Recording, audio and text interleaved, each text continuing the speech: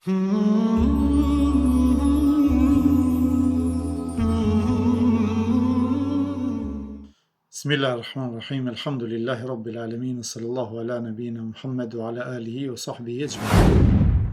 Falënderimet janë për Allahun, salavatet janë për profetin tonë alayhi salatu wassalam, shokët dhe miqtë e tij, të cilët e ndjekin rrugën e tij deri në ditën e gjykimit. Sot me lejen e Allahut do flasim për një pjesë tjetër të shkencave të Kuranit. Ajo ka të bëjë me shpalljen, pra me zbritjen e Kuranit. Natyrisht që vetë shpallja në aspektin gjuhësor ka disa kuptime. Së pari, ka kuptimin e frymëzimin e natyrshëm të njerijut, siç ka ndodhur me nënën e profetit Musa alayhi salatu wassalam. Allahu i madhruar thot në Kur'an: "Wa auhayna ila ummi Musa an ardi'i." Ne e frymëzuam nënën e Musait, jepi gjë atij, pra jepi Musait alayhi salatu wassalam. Një kuptim tjetër është frymëzim instiktiv, siç është ai insekteve. Allahu i madhruar thot për bletën, pra në Kur'an: "Auha rabbuka ila an-nahli an ittakhidhi min al-jibali buyuta wa min ash-shajari wa mimma ya'rishun." Që do thot, Zoti yt e frymëzoi bletën, duke thënë: "Ndërto shtëpi në male dhe në drur dhe në atë, pra në kosheret që kanë ngritur njerëzit."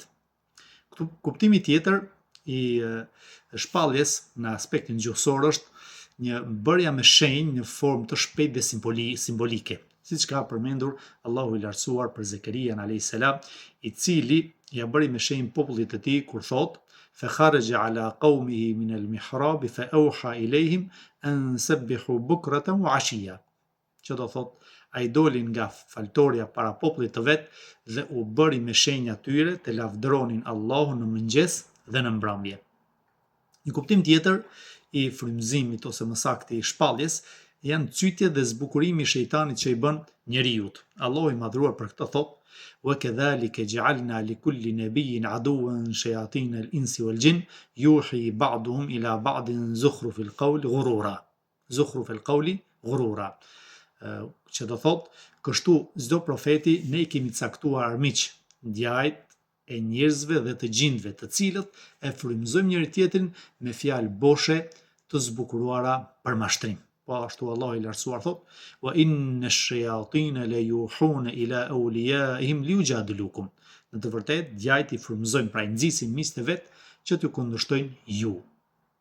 Një kuptim tjetër është i shpalljes, pra në aspektin gjuhësor, është ajo që u jep Allahu engjëve që ta veprojnë.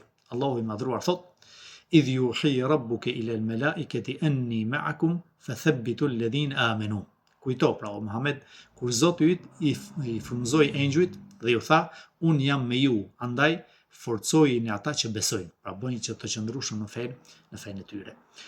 Kurse shpallja e Allahut tek profetit në aspektin tek profetët, pra tek të dërguarit e Allahut në aspektin sheriatik është i përkufizuar me këtë fjalë. Është fjala e Allahut e zbritur te një nga profetët e tij.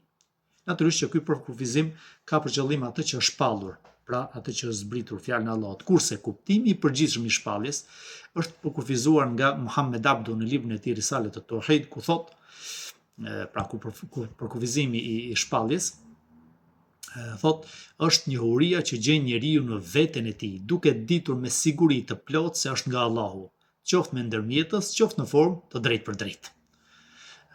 Natyrisht që ai bën dallim mes shpalljes dhe frymëzimit, duke e përkufizuar frymëzimin se është perceptim emocional ku vetja ndjen siguri, duke rendur pas asaj që dëshiron, pa e kuptuar burimin e tij. Natyrisht që kjo i ngjason më shumë ndjesisë së urisë, etjes, mërzisë dhe gëzimit. Kurse shpallja në aspektin terminologjik është përkufizuar si dhënia e një shenje të shpejtë nga Allahu i madhruar, i cili e di kë ka përzgjedhur nga robët e tij, duke i treguar atij çfarë dëshiron nga format e udhëzimit dhe diturisë, me një mënyrë sekrete dhe të fshehtë të panjohur për njerëzit. Natyrisht që shpallja është disa llojesh dhe formash. Nganjëherë shpallja është me të folur të drejtë për drejtë mes robit dhe Zotit, siç ka ndodhur mes Allahut dhe profetit Musa alayhi salatu wassalam. Një formë tjetër është kur Allahu e frymëzon njeriu duke i hedhur në zemrën e tij diturinë e domosdoshme, të cilën se refuzon dot as nuk gjen dyshimin e të. Pra Allahu i lartësuar e frymëzon. Forma tjetër e shpalljes vjen gjatë gjumit, e cila vërtetohet dhe ndodh në realitet, që ka ndodhur profetin alayhi salatu wassalam, që vinte e pastër si agimi që zbardh e që shëndrit, pra si agimi kur del në mëngjes, kur agon. Ka formë tjetër të shpalljes që vjen nëpërmjet engjëllit Xhibril alayhi salatu wassalam, që është engjëlli i nderuar, që e ka përmendur Allahu i lartësuar se zotëron fuqi dhe pozit tek Zoti i Fronit, që është i respektuar dhe është besnik. Kjo lloj shpallje është më e njohura dhe e praktikuar më shumë, madje shpallja e Kuranit është e gjitha nga ky lloj dhe nga kjo formë. Kjo njihet si shpallja e qartë, prandaj dhe Allahu i lartësuar thotë: "Nazala bihi ar-ruhul amin ala qalbika litakuna min al-mundhirin bilisanin arabiyyin mubin."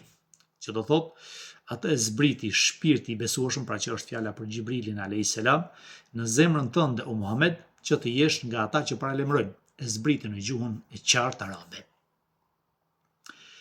Forma që zbriste dhe vinte e Xhibrili alayhis salatu wassalam tek profeti sallallahu alaihi wasallam, natyrisht që ky engjëll i nderuar, pra Xhibrili alayhis salam, vinte në disa forma. Nganjëherë vinte në formën e tij të vërtetë, dhe herë tjetër vinte në formën e një njeriu. E shikonin ata që ishin prezent dhe e dëgjonin kur fliste. Profeti alayhis salatu wassalam kishte raste kur i zbriste Xhibrili alayhis salam fshehtas dhe nuk dukej, por dukeshin shenjat e ndryshimit tek profeti alayhis salatu wassalam, gjë e cila e rëndonte shumë e që mund të sillte edhe djersitje në një ditë shumë të ftohtë. Shpallje në raste të tjera të zbriste tek profeti sallallahu alaihi wasallam si një tingull zileje kur bie në veshin e dëgjuesit. Ky lloj është më i vështirë, i cili ndodhte që mund të dëgjohej nga sahabët të cilët ishin prezent, por nuk kuptonin gjë. Ndërkaq profeti alayhis salatu wassalam e dëgjonte dhe e kuptonte shumë qartë, duke qenë i sigurt se është shpallje, pra është nga Allahu, pa patur ndonjë përshtjellim apo ndonjë keqkuptim apo gabim. Kur përfundonte shpallja pra në këtë gjendje që vinte si tingull zileje, i kujtohej gjithçka në mendjen e tij sikur ishte shkruar në zemrën e profetit alayhis salatu wassalam. Allahu i lartësuar i drejtohet profetit sallallahu alaihi wasallam duke i thënë: "La tuharrik bihi lisanaka lita'jala bihi. Inna alejna jam'ahu wa Qur'ane, fa idha qara'nahu fattabi' Qur'ane, thumma inna alejna bejane." Që do thot, mos u nxito, pra o Muhammed, në leximin e Kuranit në gjuhën tënde, sepse vërtet ne, më thonë, do ta zbresim atë Kuranin, prandaj kur ta lexojmë atë, ndiqe, pra dëgjojmë me vëmendje, sepse vërtet ne do ta sqarojmë, do ta fiksojmë që pra që ta bësh ta memorizosh në mendjen tënde. Pashtu Allahu i lartësuar ka thënë për profetin alayhis salatu wassalam: "Wa ma yantiqu 'anil hawa in huwa illa wahyun yuha." Ai nuk flet sipas shefit të tij, por ajo që thot është vetëm shpallje hyjnore që vjen atij. Në hadithin e nderuar të profetit alayhis salatu wassalam që e transmeton Buhariu nga nëna e besimtarëve Aisha, Allahu qoftë i kënaqur me të, thot Aisha: "Harith ibn al-Hisham i pyeti profetin alayhis salatu wassalam: O i dërguari i Allahut, si të vjen shpallja?" Profeti sallallahu alaihi wasallam i përgjigjet: "Nganjëherë më vjen si tingujt e ziles, e cila është edhe më e vështira për mua, pra kjo formë është më e vështirë për mua. Kur mbaron shpallja, kam memorizuar atë që më është shpallur. Nganjëherë engjëlli vjen në formën e njeriut, e më flet drejt për drejt dhe unë perceptoj çfarë më ka thënë." Aisha radhiyallahu anha pra thot, e kam parë kur i zbriste shpallja në ditë të ftohta dhe kur mbaronte, e shikoja ballin e tij që rrithte djers, pra nga vështirësia që gjente gjatë shpalljes së Kuranit. I lutem Allahut të lartësuar që ta bëjë nga ata që ndjekin Kuranin dhe e praktikojnë atë. Walhamdulillahi rabbil alamin.